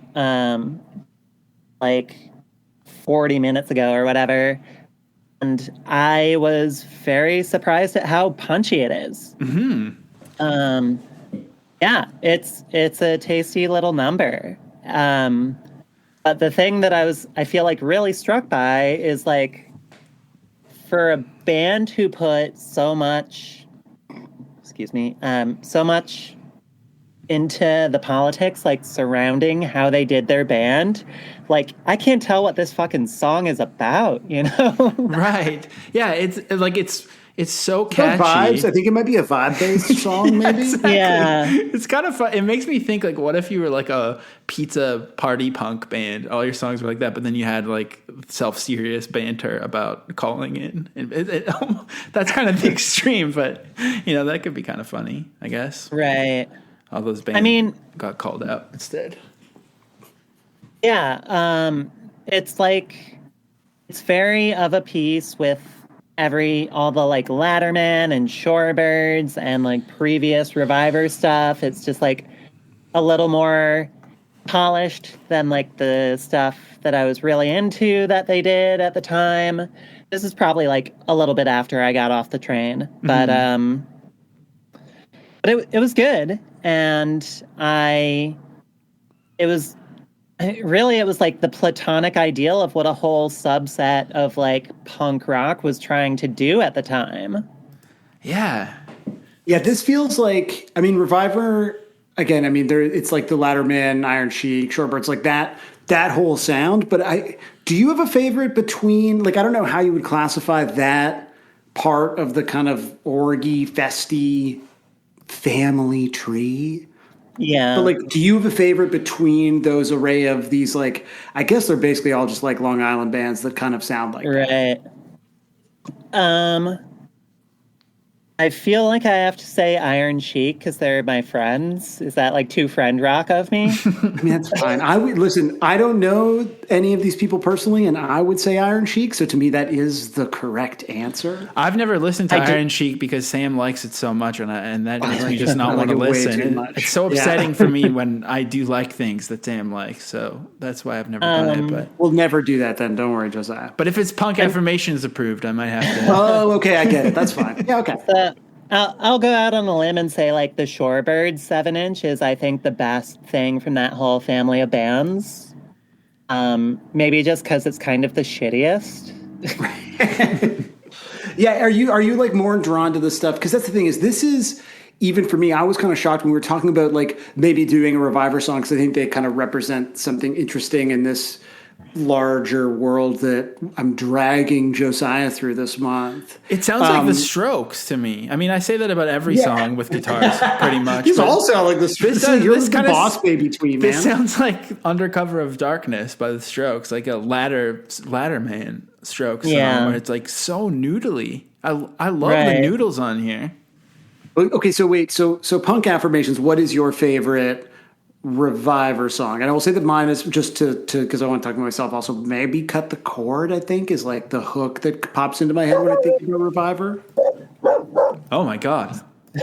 Mark, woof, woof. Is that your favorite? I did for a brief second thought you were hooting in and hollering in agreement with Sam. You're like, I would never do that to you. You would never. I wouldn't mind. I was in on the ground floor, and I was like, the first 7 inches really like where I came in, and it was like kind of the best shit for me. And I can't, just looking at the track listing now, I can't think of what any of the songs sound like except for Life Moves, the title track. So like, I just haven't. It just blurs into like a full era of your life. Yeah. Okay, Yeah. but like, Okay, follow-up question. Wait, why did Bridge and Tunnel not really get included in this family tree? Is it because it's just the drummer and no one thinks about the drummer? Yeah, that's a good question. I mean, Iron Sheik is also just the drummer, right? No, Iron Sheik is what's Oh, it's also Phil. It's also Phil. Yeah. You got Phil. You got the classic Phil tones. You know. Apologies to all the just the drummers out there. I mean, I'm the drummer. So So it's fine. And say, man, I play drums, so it's fine. We can say this. yeah. Yeah, I don't know. I don't have a good answer. I don't That's feel fine. like. That's fine. It's fine. well, I'm glad we ruined my perfect segue with that, Sam. I was going to. You had a perfect segue? Well, I was going to say, but to bring it back to punk affirmations and gatekeeping, I am curious. Sure. That still sounded good. Is it like what I love about what I'm hearing from you is that I don't know if this is an affirmation or just kind of a thought or what, but I think it is right to only like the first 7-inch or the first demo of everything. I mean, that seems pretty correct to me. I definitely hope it's not that way for like my bands, but I'm gonna definitely come into the next AMA and accuse you of gatekeeping because of that answer. yeah. And that's why you associate with known gatekeepers like Josiah. I mean, Josiah's definitely a known gatekeeper. Yeah, you can't really argue that. That's true. I am known round the gates. Okay, well, before I let you go, I mean, I don't know what you want to plug. I know your identity is like semi-secret, and we're going to respect that, of course, because we are journalists first and foremost. But obviously, Punk Affirmations. Everyone follow Punk Affirmations. It's punk_affirmations on Instagram. While you've been talking, I looked up. There is punkrockaffirmations.blogspot.com, and it looks horrible. It's definitely not your thing. It's from 2012. And what are any good affirmations there? It's so daily affirmations for people who refuse to sell it and who don't give up. Beep. And are not afraid to let the world know how they feel, no matter the consequence. And the last post was October 4th, 2012, entitled "iPhone 5." It may not be punk. It may not be punk rock to own an iPod, but I could give a fuck. This blog is Jason's purpose to say that the new iPhone 5 is fucking amazing. I hear some fools talking shit, but they're all posers and don't realize that anything other than Apple is garbage. Yeah, that's a really involved affirmation. So that's not you, though. Punk rock affirmations. No. How do you feel about the iPhone 5, though? I'm not sure which iPhone I have, but it's I don't have I was a real late adopter to the robot phones, but they're an unfortunate necessity. I guess that's what I'd say about the iPhone 5. Wow, that feels like a more punk rock answer. That's pretty good. That's pretty good. But I mean, look, I'm going to ruin Josiah's. Wait, hold on. I want to ruin Josiah's opportunity because I have a question. I have a real question because you, as an active part of this community, and then in Josiah, the Iron Sheik lineup of 2017. No, that's not what I'm doing. Wear that shirt? That's not what I'm doing. That's not what I'm doing. I feel like because I feel like you've swung around this answer a little, or this question a little bit, but I actually am kind of genuinely curious because I feel like we're struggling a lot with like legacy a little bit right now. Sure. And, in the end, looking back, I think some very sort of astute observations about sort of the ways that hopefully, like you said, leftist politics and punk have evolved is. Do you feel like it's too early to assess the legacy of RVIVR? Because I think you made some great points about them like opening up really sort of valuable conversations, but maybe in retrospect, those not being complete enough, I guess. Do you feel like have we already sort of moved past it? Or do you feel like in a couple of years, another 10 years, we'll be like, oh, that is really like the thing that RVIVR did for this little subgenre? Do you feel like we can assess kind of what the legacy of that particular period of influence that you were a part of that we're kind of circling here and describing was? Yeah, I mean, I think that it's fair to say now that RVIVR and like the bands kind of adjacent to them at that time really did kind of drive this inclusion in punk, like women in punk conversation forward. I think that, you know, for any number of things that you can pick out that they did wrong, within certainly the like festy scene, there are a very small number of bands that had like women on vocals, and like I can think of The Measure. I think beyond that, I'm pretty much, you Lemuria. know, yes, Lemuria. Yeah, that's it. And I guess Bridge and Tunnel, like sort of post line, but that's it. Like, I mean, it's not even 5 bands. Right. You could lose a finger and still count the band. Yeah, totally. Yeah.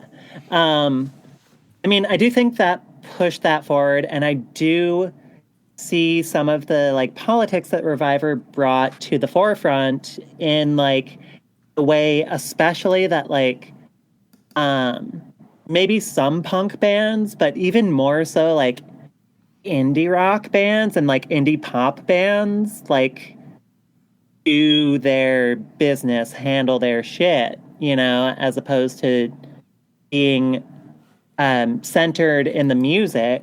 Like a lot of like larger indie rock bands or whatever have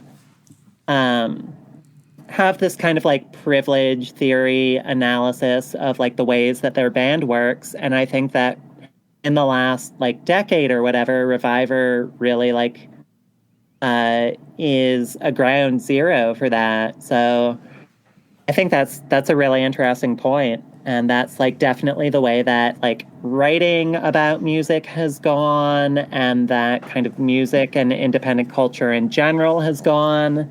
So I can't say that I've like thought about RVIVR's influence in that before, but they were certainly in on the ground floor. Well, given that you haven't thought about it before, you did an excellent job of answering that question off the top of your head. And now I will let Josiah. I mean, that was it. I was just trying to conclude our conversation. If you had anything else you wanted to plug other than Punk Affirmations Instagram and, of course, the blog spot. Absolutely. I would say like follow the blog spot at your own risk. I don't necessarily endorse it or anything, but you don't post often there anymore. Yeah, no, that's back in the day.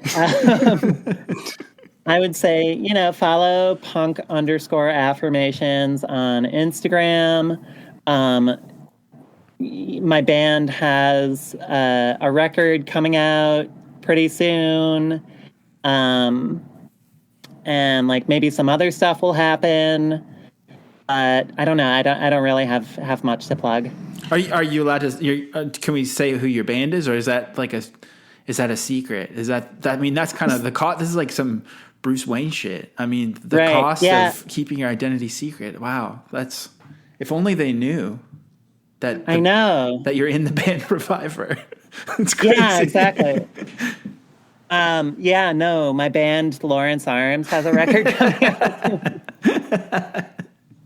No, just like, you know, be punk and like pay attention to what records are coming out, and I'm sure you'll hear ours. Ask a punk. Exactly. Sam, I really just want to call you in right now and ask you to please, because dinner is ready, that's why I want to call you in. And we're about to sup on some covers that were created by our listeners. So we're going to sup on them?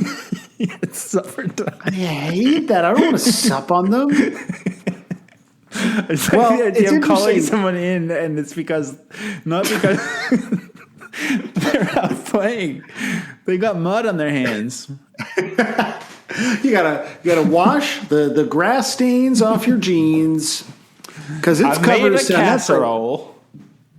Each of these suppy covers comes from our Patreon gatekeepers, and they were all made in less than 96 hours. For $5 a month, you can get the early tip on next week's song, plus bonus episodes. We're doing some truly horrifying exclusives this month. Early episodes. You get a newsletter. The newsletter's quite good.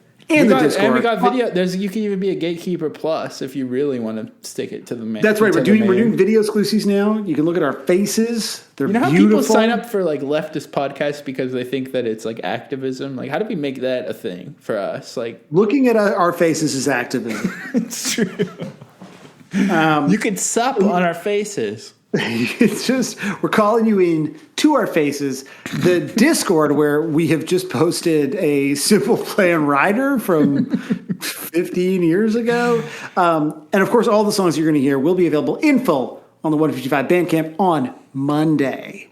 That's what's up. And first up, we're going to hear from the absolute legend, the living rock legend. Also, there's not very many covers, so I think we're going to play this one for a bit longer because it's fucking Todd Killings, baby, with RVIVR. Todd Killings respects the vowels, added the E's in. You know what? It looks pretty weird. I think it's better without the E's. Still a palindrome, but definitely not as good looking. Yeah, it's not. So we're starting 1 minute in. Here's Todd Killings with RVIVR.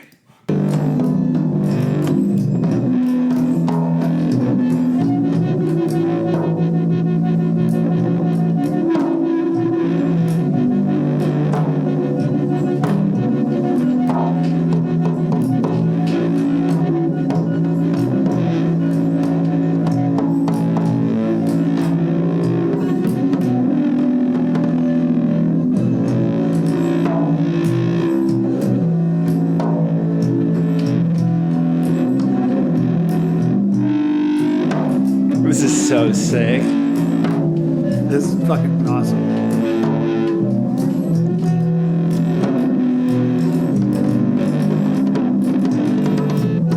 It seems like a vibey, like New England lathe only label or something would put this out.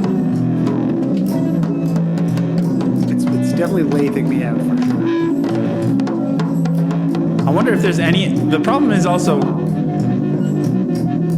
in addition to everything we've just talked about and all of the giggling we've done off record, I don't remember the song at all. It's true. There was a period of off mic giggling there for a little while too. But I love this. I love that verse. I think that's what the song sounds like. I think because we did say there was guitars in it, right? And I think that, yeah. I think that was it. That was great. That was classic deconstructed Todd Killings vibe. That would probably sync up great with the music video for sure. Okay, up next is Todd Halloween Killings.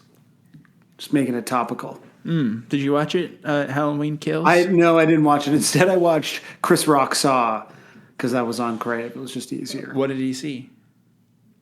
What did he see? Chris Rock? Chris Rock saw. Oh, fuck. I get it. Oh, damn, that was good, man. All kinds of horrors. Not a great movie, by the way. Yeah, I heard it sucks. I mean, I never saw any Saw. You never saw any Saw? The first Saw is I didn't worth see Saw. sawing. I didn't see Saw. It's got, what's his Too name? many ups and downs. Right. Up next is Discover. Discover is by Discover. Wrong Way, One Way. This song reminds me of Girlfriend by Avril Lavigne, this person says. I'm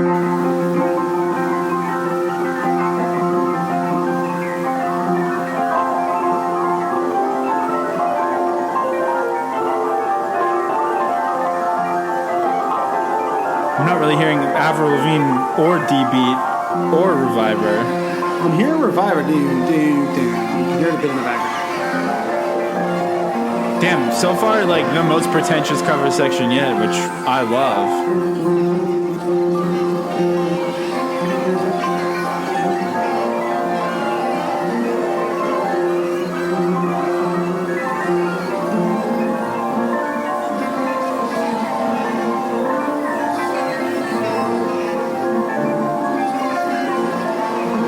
This is fucking sick. It's really cool. The pianos are so terrifying. Yeah.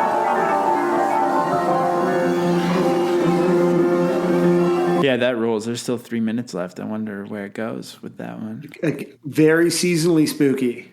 You know, sometimes we talk about this band being a little bit pointed or maybe preachy with how they speak directly to their audience and sort of prescribe things to think about in a way that maybe lacks nuance. But you have to realize that some people are literally babies. Yeah, is there a baby here? Don't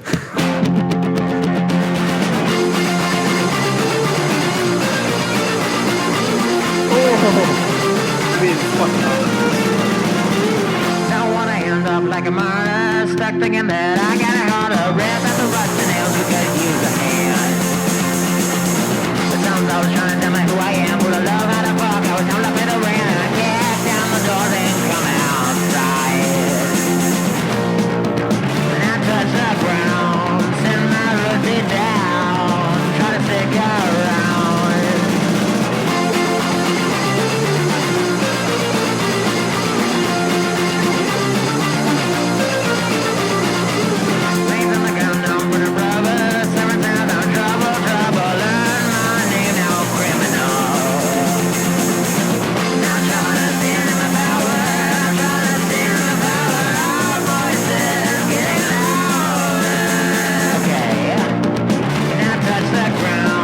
Incredible. That was fucking great. So it was the perfect use of Baby Tyler's tiny baby voice.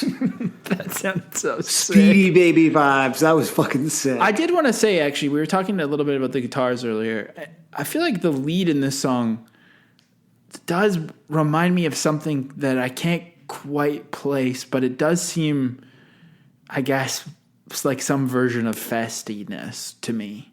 Because I feel like something about it almost reminds me of like when I've heard a pop song here or there too. There's like this it almost sounds like the Malcolm in the Middle theme song to me. It sounds like a theme song. Right, yeah. It's not quite the like HGTV pop punk that we've talked about, but it's like Fox sitcom theme pop punk. Yeah, like I don't know do you know what I'm talking about with that lead? I do, yeah. I can't. It's like trying to describe like Tom DeLonge's guitar tone or something too, but there is something about it. It's like children's cartoon music or something. But there's also something about it again where it's like Tom DeLonge's with like there's something indescribably festy about this sound in a way that fewer bands have seemingly succeeded in ripping off. Like it's interesting to me that there's sort of like Ladderman, there's Shorebirds, there's RVIVR, there's Iron Chic, and there are definitely bands that sound like them, but like not in the same way that there's like bands that sound like Lawrence Arms and Hot Water Music. Like they're not as obvious, or they're maybe just it's like easier to rip off because like I noticed that with Larry Arms and Hot Water Boys, it's that it's mostly like a vocal affectation. Yeah, it's not. There it's wasn't not a lot of like songwriting. Well, there wasn't like a lot of like no disrespect, but it wasn't the riffing that was coming through for me with that music. Well, but that's if you are purely listening to it in a superficial way, not really thinking about it, like it sounds like you were, that is ultimately what people stole from it. So like you're in a band, you're like, I'm just going to play a plodding song and go, and you're like, okay, fine, that's it. Whereas there's like something kind of like in the fucking, it's spiritual, man. Yeah, like this it's stuff art. It's fucking art. That's what it's is. More distinctly, you're just like, oh, I'm hearing a soul. Exactly. Yes. Wow. Damn. All right. Well, let's hear what Wood Chips does with it, who says, I'm excited to go to Fest for the first time ever this year. Well, my friend, may God have mercy on your soul. Here we go. Don't want to end up like a martyr. Stuck thinking that I got it harder. Rip out the rusty nails. We could use a hand. Someone is always trying to tell me who I am, who to love, and how to fuck, and that it's time to pay the rent. Kick down the door and come outside. Oh, heavy now. Oh,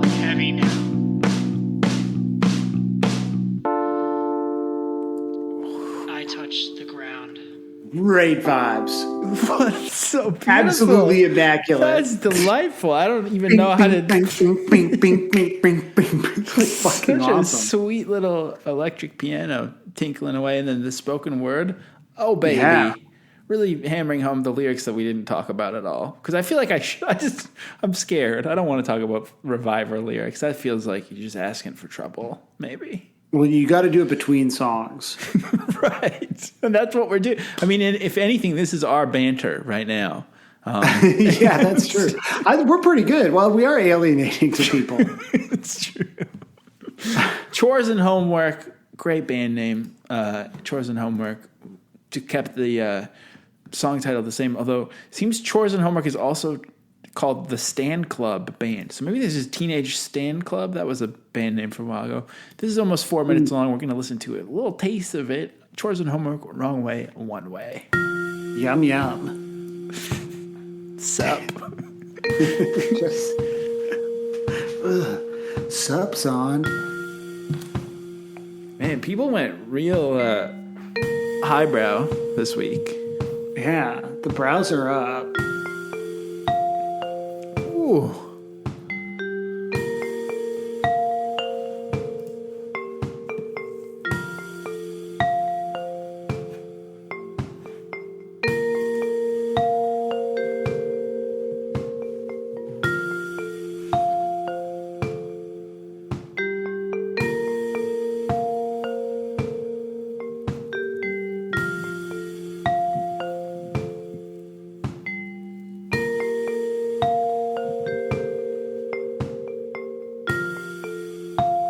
This rules.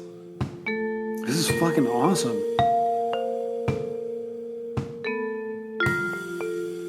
I wonder if it's just like this for 4 minutes.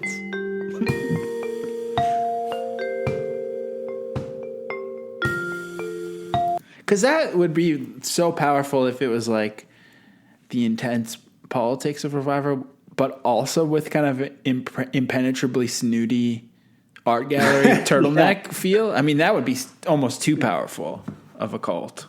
That's true. That's probably why they don't do. Maybe that's how they write their songs. It's like, they write them on. Some people write on acoustic. Yeah, and then they send it to some fest bro who sends it back to them. Like, yeah, they're like, sorry, here's like a melody that I just sort of banged out on the glockenspiel. Just all right, finally make it work for bros. Finally, there'll be time for soothing later. So I'm going to go ahead and guess that this is soothing, and I'll see you later. There'll be time. There's probably someone else in here too. There's probably quite a few people in this 6-minute composition that is the Wrong Way, One Way, Roots Deep Down mix. Let's go. I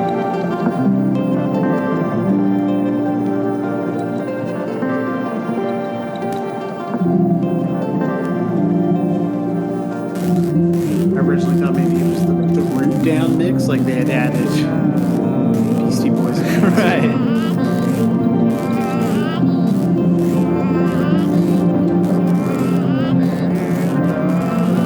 This is so cool. I'm so delighted with how brave new waves these have all been. Yeah, this has been great.